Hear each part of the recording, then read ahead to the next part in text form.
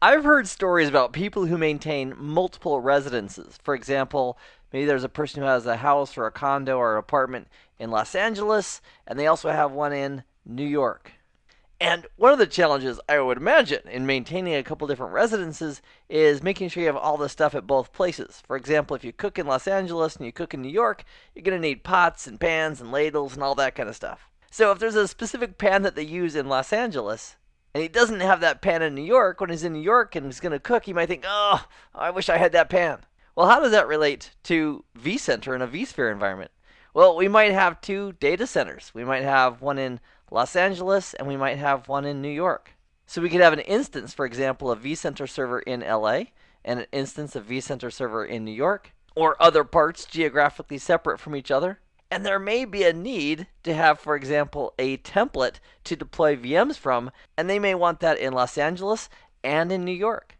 And if it was just one template, that's not too hard to manage. But if there's lots of templates and other files and ISO images and so forth that all need to be shared and coordinated, vSphere has given us an amazing opportunity to do that with a tool called a content library. And it's simply a library that we put content in. Templates, ISOs, and other resources that we might want to synchronize or make available between multiple vCenter servers.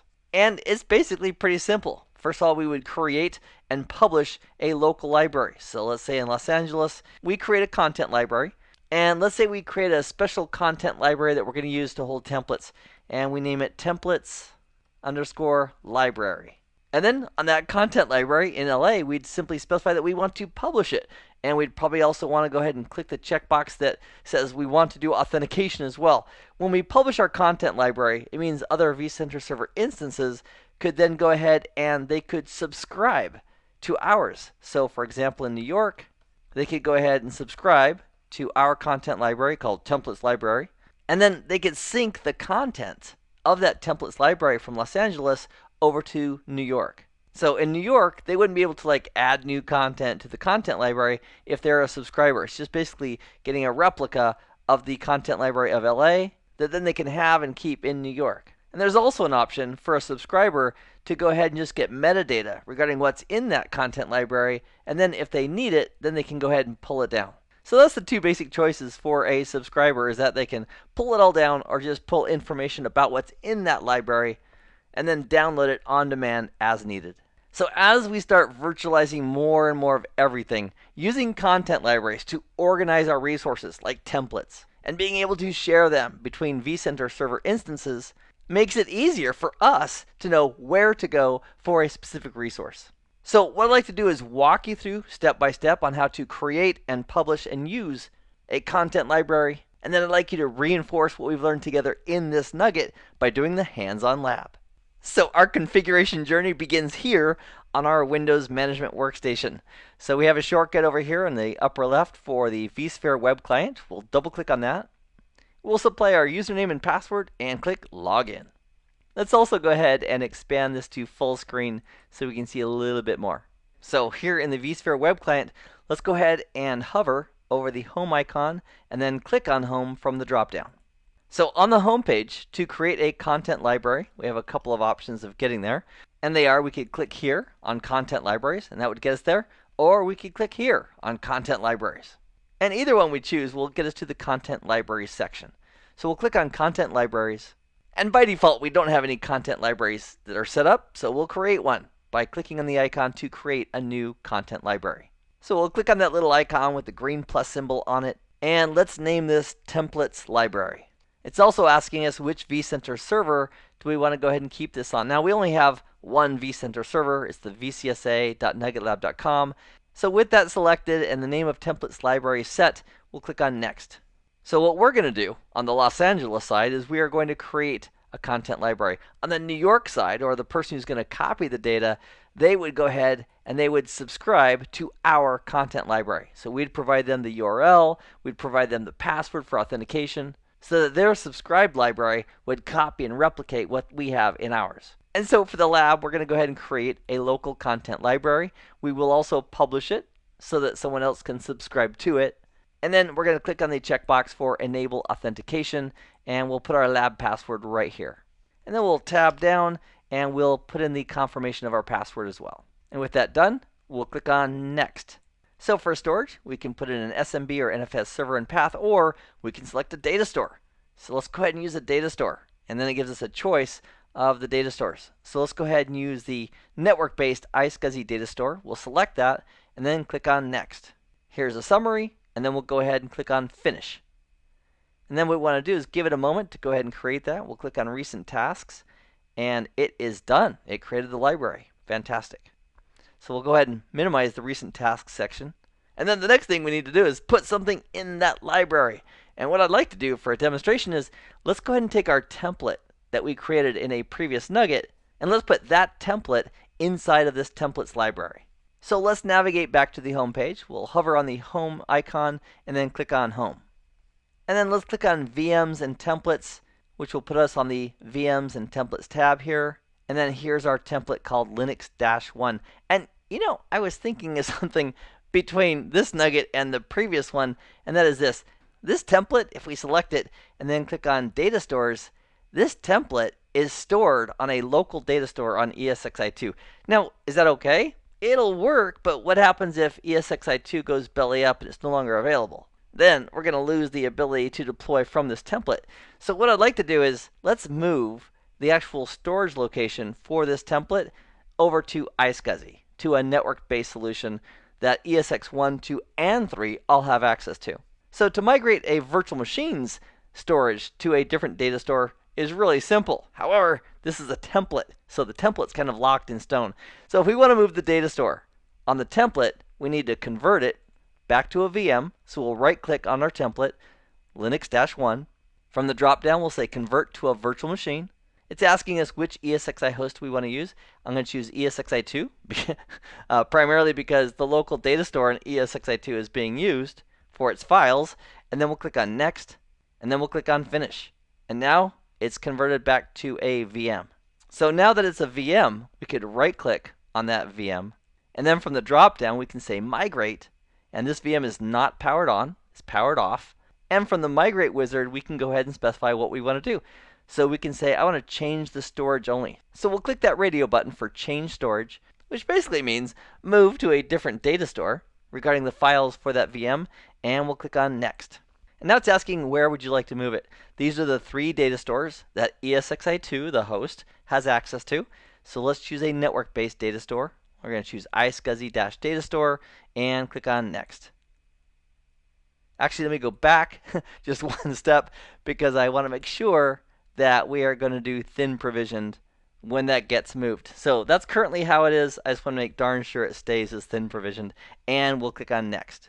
So here's a summary, and we'll click on Finish, and that may take just a few minutes because it's got to move all the files off of the local ESXi2 data store and move it over to iSCSI. So if we click on Recent Tasks, we can go ahead and watch the progress right here, and we'll let that finish. Alright, so now that that's done, and I did speed that up just a little bit in editing, just so we wouldn't have to wait like the full minute for that to happen. And now that it's done, let me go ahead and re-minimize the recent tasks. And we want to convert this Linux-1 VM back to a template. So we'll right-click on Linux-1. From the drop-down, we'll select Template, and we'll select Convert to Template from the submenu. So we'll click on Convert to Template. We'll click on Yes to confirm. And it's done. So now with this Linux-1 template selected, if we look at the Data Stores tab, it's now on the iSCSI Data Store. Fantastic. So now that the template is quote-unquote perfect the way we want it, let's go ahead and right-click on that template, and let's go ahead and clone it over to our library. So to do that, from the drop-down menu, we're going to select Clone to Library. So we'll click on Clone to Library. We only have one library to choose from, because it's the one that we created a few moments ago. So we'll select the radio button next to templates_library. We can specify the template name. Let's call this Linux-1-from-library. And with that template name supplied, let's go ahead and click OK. And this is going to take several minutes to complete because it's effectively got to take that entire template and copy it to that content library. So if we go to Recent Tasks and select that, what it's doing, it is transferring all those files. And so we'd want to make sure that we allow this to complete before we go on to the next step. So we'll go ahead and minimize the recent tasks. we can now, if we wanted to, deploy a virtual machine from the template that's in our content library. Let's do that. So we'll hover over the home icon, and let's go ahead and from the drop down, let's select content libraries to go directly to the content library. So here's a list of our content libraries. We only have one, so we'll go ahead and click on the templates library. So here on the summary tab, it's showing us the data store involved. It's also in the navigator pane showing us that we have one template in this content library. So we can get there by clicking here on the left and then selecting the Linux one from library. And then we could right click from that template and say new VM from this template. Or if we go back to the templates library, we also have a tab up here on the top where we could click on templates and it would show us the template here as well. So we could right click on that template and from the drop down select new VM from this template, which we'll select. And then we can give the VM a name. And let's call this Linux VM 3. And let's go ahead and place this inside the Las Vegas data center inside the VMs folder. There's also a checkbox down here at the bottom for customize the operating system. And if we check that, as we continue the wizard, it'll now ask us to select a customization specification. So we have one. We created it in a previous nugget for Linux VMs. So we'll click on next. And here's the opportunity to select that customization specification. So we'll select it, click on next. And then for this VM that we're deploying, we get to specify which ESXi host we want to place it on. Let's avoid ESXi1 because he is busy, because he's running the vCenter server appliance who's hungry for resources all the time. So let's go ahead and place this on ESXi3. So with ESXi3 selected as the host to run this new VM, we'll click on next. And this is providing some details that may or may not be too helpful. For example, size on disk. Well, if it's thick provisioned, it'll be 16 gigs. If it's not thick provisioned, I'm not sure. Okay, so we'll click on next. And now for the storage, we can go ahead and specify how we want to provision that. So we'll use the drop down and let's select thin provisioned for the new VM. And let's also select the NFS data store. So the library is keeping its content on the iSCSI data store. And for this specific VM, we're going to go ahead and put it on the NFS data store just because we can. These are the three data stores that are accessible to ESXi3. And that's why they're showing up here, because we chose ESXi3 as the host. So with NFS data store selected, we'll click on next. It's asking us what network do we want this VM to land on. So we have a couple options here. We have the original VM network and we have our new VM network. That new VM network corresponds to the 10.3.3 subnet. So we'll select new-VM network and click on next. Here's a summary of what's about to happen and we'll click on finish. And then if we look at the recent tasks, that may take a few minutes to complete. And now, through the magic of editing, ta-da! It's been deployed from the template that was in our content library. So now, to verify that virtual machine is working, let's go ahead and hover over the home icon. From the drop-down, select VMs and templates. Also, let's minimize recent tasks so we can see everything better. And here in the VMs folder, we have VM3. So we'll click on that. It takes us to the summary tab for that VM. And if we wanted to launch it, we could use this icon right here to launch the virtual machine. So if we wanted to open a console to that, we could click on this to open up a console. I have my browser in full screen mode, and that's why it went full screen. And there it is. And let me go ahead and do an F11 to take this out of full screen. And if this were a Windows computer and it was doing additional configuration, it might take several minutes, including several reboots, for it to do all of its work. So once you're doing a virtual machine for the first time, you can just watch it, keep an eye on it, and then after you understand the behavior, for example, how many times it's going to reboot based on a customization specification and what was in it, then you'll know what to expect for future VMs that you deploy using that same customization specification. Also, one of the cool things I love about VMware Tools is that if we go back to the vSphere web client, because VMware Tools are running, it was part of the template, if we do a shutdown, it's a graceful shutdown of the operating system. So if we click here on shutdown and then say yes to that, and then we go back to the tab for that console, we can see that it's a graceful shutdown. It's not just yanking the power and letting the bits fall where they may. It's a graceful shutdown of the guest operating system courtesy of the VMware tools that are running as part of the operating system.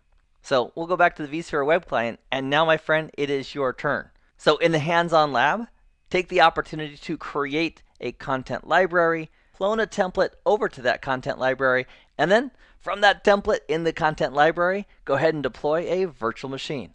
So thank you for joining me in this nugget. I'll see you in the next video. Meanwhile, I hope this has been informative for you, and I'd like to thank you for viewing.